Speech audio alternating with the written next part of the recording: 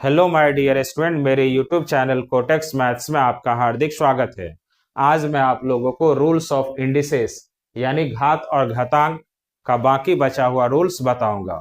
और रूल्स तो बताऊंगा ही, साथ साथ उसका एग्जाम्पल भी बताते चलूंगा। अब देखिए 11th rule, a/b whole to the power n। तो इसको लिख सकते हैं a to the power n divided by b to the power n। और यहाँ b not equal to zero, यानी b जीरो नहीं होना चाहिए। अब इसको भी एग्जाम्पल से समझिए। तो फर्स्ट एग्जाम्पल है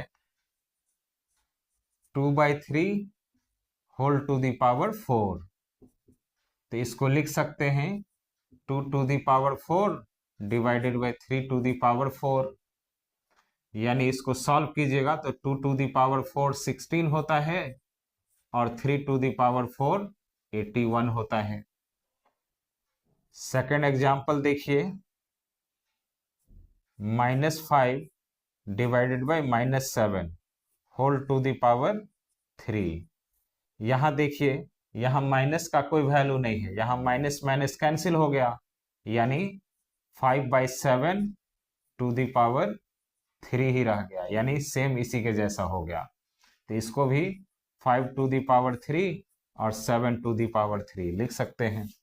अब देखिए 12th rule, a into B whole to the power n। तो इसको लिख सकते हैं a to the power n into B to the power n। अब इसको भी एग्जाम्पल से समझिए। तो फर्स्ट एग्जाम्पल है 2 इंटू 3 टू द पावर 4। तो इसको लिख सकते हैं 2 to the power 4 into 3 to the power 4। अब सेकंड एग्जाम्पल देखिए, -4 into -5 whole to the power 7। तो इसको लिख सकते हैं -4 to the power 7 into -5 to the power 7। और यहां देखिए माइनस माइनस प्लस, यानी माइनस का यहां कोई वैल्यू नहीं है। आप इसको 4 इंटू 5 टू द पावर 7 भी लिख सकते हैं, इसलिए कि माइनस माइनस प्लस हो गया। यहां भी 4 to the power 7 into 5 to the power 7, यानी फर्स्ट एग्जाम्पल जैसा ही इसका भी सॉल्यूशन होगा। अब देखिए 13th rule, a to the power n is equal to b। यानी इसको लिखा जा सकता है a is equal to b to the power 1/n। अब इसको भी एग्जाम्पल से समझिए।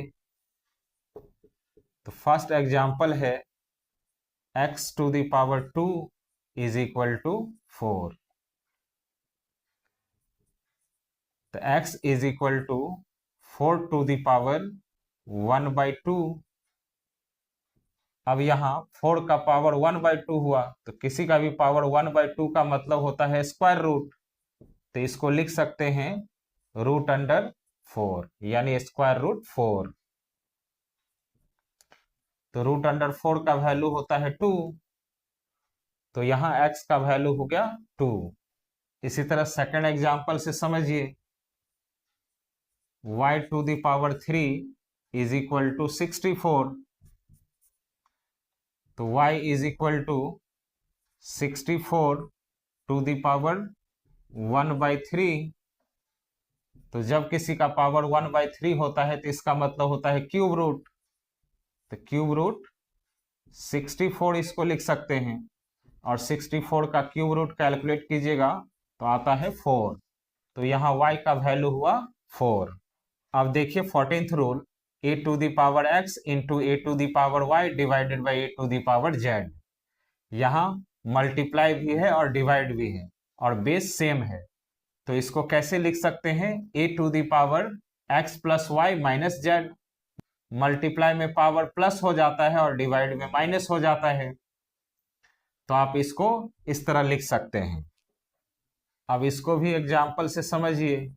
तो फर्स्ट एग्जाम्पल है 2 to the power 5 into 2 to the power 4 divided by 2 to the power 3।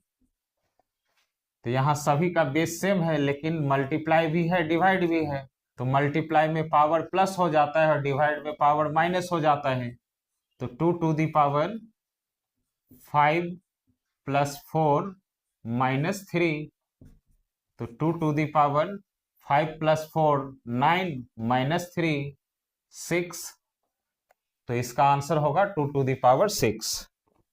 Second example, इसको आप ऐसे भी लिख सकते हैं 2 to the power 5 divided by 2 to the power 3 into 2 to the power 4।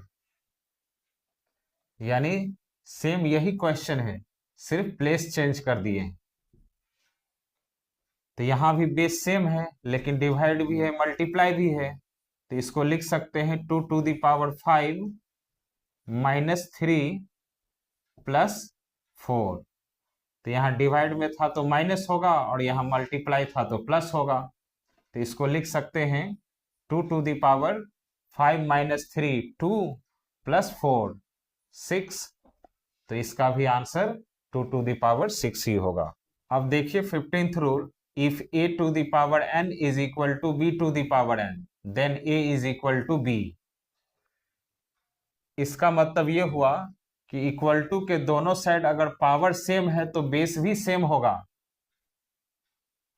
इसीलिए यहां लिखा गया है कि पावर सेम है तो बेस भी इक्वल होगा। और यहां आपको देखने से भी लग रहा होगा ये दोनों आपस में इक्वल है। तो इक्वल कब होगा? जब दोनों साइड सेम सेम होगा, तभी इक्वल होगा। तो यहाँ पावर तो सेम दिख रहा है लेकिन बेस सेम नहीं दिख रहा है, लेकिन बेस भी सेम ही होगा। तभी पावर भी सेम और बेस भी सेम, तभी ये दोनों इक्वल होगा। अब इसको एग्जाम्पल से समझिए। तो 2 to the power 3 is equal to 2 to the power 3। देखिए 2 टू दी पावर 3 8 होता है, 2 टू दी पावर 3 भी 8 होता है। दोनों साइड का बेस भी सेम होगा, पावर भी सेम होगा, तभी दोनों साइड इक्वल होगा। यही यहां कह रहा था कि पावर सेम है तो इसका मतलब है बेस भी सेम होगा। तो यहां देखिए पावर सेम है 3 3, तो बेस भी सेम होगा, तभी ये दोनों इक्वल होगा। अब देखिए 16th rule, if a to the power m is equal to a to the power n then m is equal to n। यहां बेस तो सेम दिख रहा है, पावर अलग अलग दिख रहा है, लेकिन ये दोनों आपस में इक्वल है। तो इक्वल कब होगा? जब बेस भी सेम होगा और पावर भी सेम होगा। इसलिए यहां लिखा गया है कि बेस सेम है तो पावर भी सेम होगा। अब इसको भी एग्जाम्पल से समझिए। 3 to the power 2 is equal to 3 to the power 2। जब दोनों का बेस सेम होगा और इक्वल में रहेगा तो पावर भी सेम ही होगा, तभी ये दोनों इक्वल होगा। तो इसीलिए यहां कह रहा था कि बेस सेम है तो इसका मतलब है कि पावर भी सेम होगा, इसीलिए m is equal to n लिखा गया है। अब देखिए 17th rule, a to the power minus 1 is equal to 1 by a, जहां a 0 नहीं होगा। तो इसका मतलब ये हुआ कि जब किसी नंबर का पावर -1 होगा तो उसको लिख सकते हैं 1 बाई वही नंबर लिख देंगे डिनोमिनेटर में। अब इसको भी एग्जाम्पल से समझिए। 4 टू दी पावर -1, तो इसको लिख सकते हैं 1 बाई 4।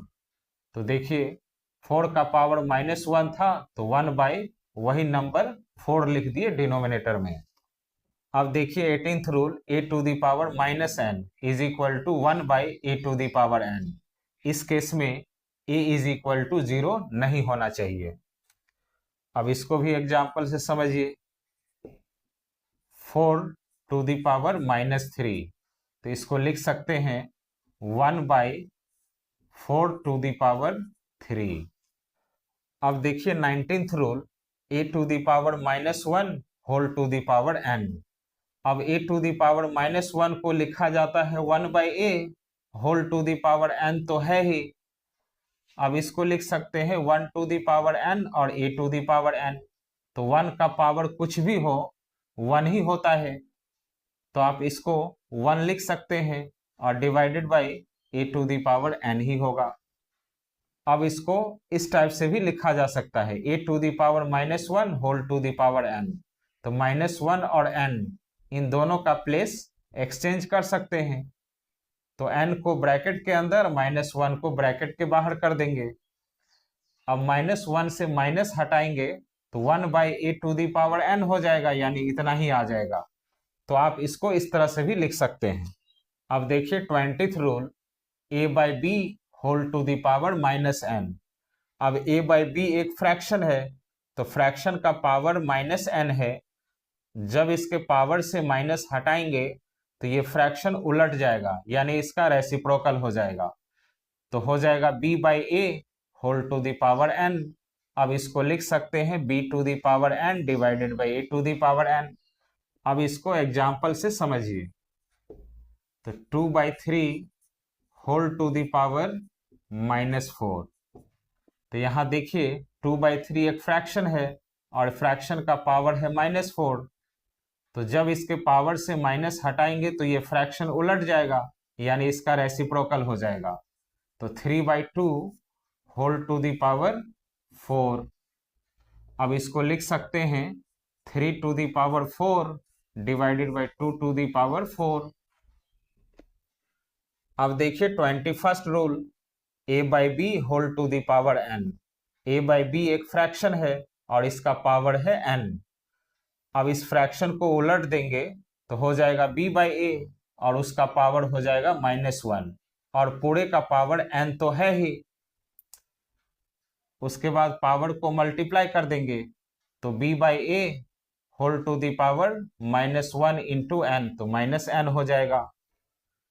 अब इसको एग्जाम्पल से समझिए। 4/5 होल टू दी पावर 3। अब यहाँ 4/5 एक फ्रैक्शन है, इस फ्रैक्शन को उलट देंगे तो 5/4 और पावर हो जाएगा -1 होल टू दी पावर 3 तो है ही, यानी इसको इस फॉर्म में लिखे। उसके बाद इसके पावर को मल्टीप्लाई कर देंगे तो 5/4 टू दी पावर -1 इंटू 3 -3। अब देखिए 22nd rule, a to the power p/q। तो a को a ही लिखे, अब p/q को p इंटू 1/q लिख सकते हैं। उसके बाद p को ब्रैकेट के अंदर कर दिए और 1/q को ब्रैकेट के बाहर, यानी इन दोनों पावर को मल्टीप्लाई करेंगे तो यही हो जाएगा, यानी इसको इस तरह से लिख सकते हैं। अब इसके बाद इसके पावर का प्लेस एक्सचेंज कर दिए, यानी 1/q को ब्रैकेट के अंदर और p को ब्रैकेट के बाहर। इसीलिए ऐसे करते हैं कि दोनों के पावर को मल्टीप्लाई करेंगे तो वही p/q ही हो जाएगा, यानी इसके पावर p/q को इस तरह भी लिखा जा सकता है। अब इसको भी एग्जाम्पल से समझिए। 8 टू दी पावर 2/3। तो इसको लिख सकते हैं 8 टू दी पावर 2 इंटू 1/3। उसके बाद 8 to the power 2 to the power 1/3। अब देखिए दोनों पावर को मल्टीप्लाई करेंगे तो इतना ही हो जाएगा, यानी 2/3 ही आ जाएगा। उसके बाद अब बाहर वाले पावर को अंदर और अंदर वाले पावर को बाहर कर सकते हैं। तो 8 to the power 1/3 to the power 2। अब देखिए 23rd rule, a to the power m, m to the power n। यहाँ m to the power n का मतलब हो गया कि m nth टाइम्स मल्टीप्लाई किया गया है, यानी a to the power m into m into m into m up to nth term. अब इसको एग्जाम्पल से समझिए। 2 to the power 3 to the power 4, यानी 3 टू दी पावर 4 का मतलब हो गया कि 3 को 4 टाइम्स मल्टीप्लाई करना है। तो यहां लिख सकते हैं 2 का पावर 3 इंटू 3 इंटू 3 इंटू 3। अब 2 का पावर 3 3 जा 9, 9 3 जा 27, 27 3 जा 81। तो 2 to the power 3, 3 to the power 4, इसका मतलब होता है 2 टू दी पावर 81। अब देखिए 24th rule, a into a into a into a into a up to nth terms is equal to a to the power n।